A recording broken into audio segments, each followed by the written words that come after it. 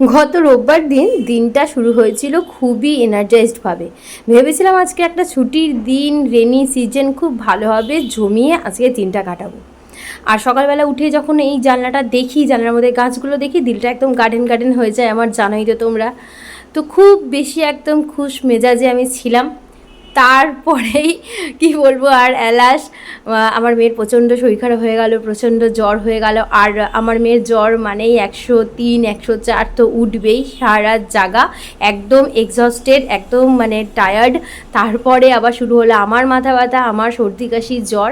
তো জাসমিনের এখানে শুধু একটুখানি খাবার বসিয়েছি, মানে চিকেন দিয়ে আর চাল দিয়ে একটু অল্প হলুদ দিয়ে বসিয়ে দিয়েছি একসাথে। আর আমার ফিজিওথেরাপি মানে আসবে, ফিজিওথেরাপি চলছে, ঘরেই আমি ফিজিওথেরাপি নিচ্ছি, এখন আমি বাইরে যাচ্ছি না। এখন আমাকে মাসে কয়েকটা করে সেটিং নিতে হচ্ছে। তো যারা এত ভালো আমাকে ব্লেসিং দিয়েছে, যাদের জন্য আমাকে এই মানে ফিজিওথেরাপিটা নিতে হচ্ছে, তাদেরকে আমি একটা কথা বলবো। হ্যাঁ, অনেকেই দেখো দেখে খারাপ ভাববে যে তাড়াতাড়ি আমি সুস্থ হয়ে যাই, বা ভালো মন্দ সবাই তো কিছু না কিছু ভাববেই।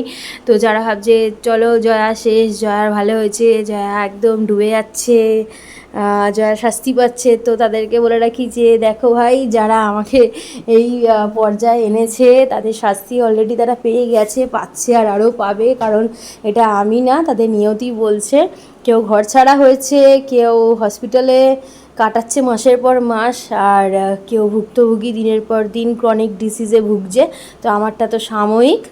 আর আমার সাথে আমার প্রভু আছে, আমার 3 আঙুলে যেটা লেখা আছে কি সেটা কেউ খণ্ডাতে পারবে না। আমার ভালো হলে ভালো হবে, খারাপ হলে খারাপ হবে, সেটা তার উপর আমি ছেড়ে দিয়েছি।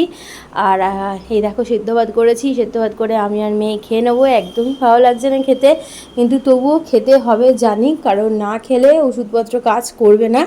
মেয়ে আর আমি অল্প অল্প করে মানে ফেনা ভাত করেছি, সেটা খেয়ে নেবো। মেয়ে ওই ঘরে জ্বরের অবস্থাতেও পড়ছে বসে বসে, আমি মেয়ের ঘরে একটুখানি শুয়ে আছি, কারণ আমার এই সময় প্রচণ্ড জ্বর, 102 জ্বর।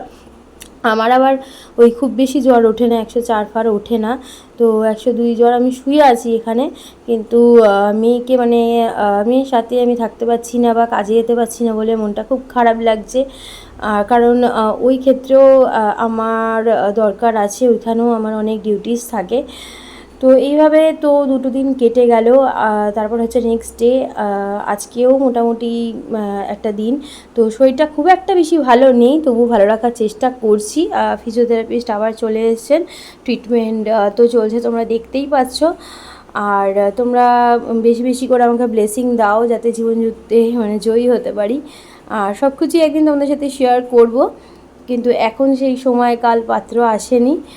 আর কি বলবো, ডেলি ব্লগিং দেওয়ার চেষ্টা করব, কারণ আমার মেয়ে আমাকে খুব বকাবকি করছে, হ্যাঁ মা তুমি কেন ডেলি ব্লগিং বন্ধ করে দিচ্ছ, যতই কাজ থাক তুমি ডেলি ব্লগ করবে, হোক না হোক তুমি ডেলি ব্লগ করবে। আমার মেয়ে খুব জোর আমাকে বকা দিয়েছে, তো মেয়ে যখন বকা দিয়েছে, মেয়ের বকুনি শুনে তো কাজটা করতেই হবে।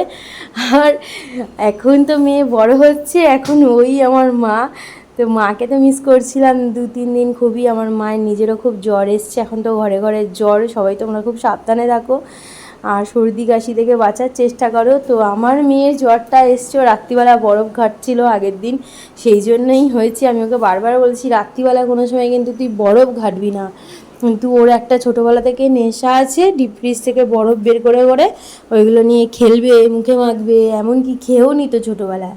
তো যাই হোক, বাজে সময় আসে জীবনে, বাজে সময় এবার চলে যায়, তা বলে কারো জীবন যে খারাপ বা নষ্ট এরকম ভাবার কোনো দরকার নেই। জীবনে ভালো মন্দ সব কিছু নিয়েই চলে। ছোট্ট একটা বাচ্চাও জন্মে অনেক সময় হসপিটালে থাকে, বা হসপিটালে গেলে আমরা দেখতে পারি লক্ষ লক্ষ হাজার হাজার মানুষের ভিড়।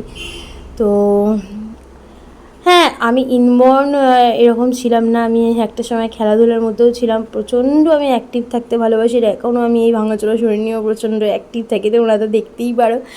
যাই হোক, কম বেশি তো ব্লগে যেটুকুনি আমি শেয়ার করি। তো আমি রেডি হয়ে গেছি অফিসের জন্য, 3 দিন অফিস যায়নি, তো আমার একদম ভালো লাগে না ঘরে বসে থাকতে। তো অফিস বেরিয়ে যাব, চলে যাচ্ছি আমি এবার অফিসের দিকে। আর যারা আমার ট্রিটমেন্ট দেখে খুব বেশি আনন্দ পাচ্ছ, তাদেরকে আমি বলে রাখি, দেখো ভাই, কম বেশি জানো কি জানো না, আমি তোমাদেরকে জানিয়ে দিচ্ছি, অত বেশি খুশি হওয়ার দরকার নেই। আমার রাশিটাও মনে রেখো, আমার রাশিটা কী তাহলেই হবে, বাদ বাকি তো উপরওয়ালা মালিকের।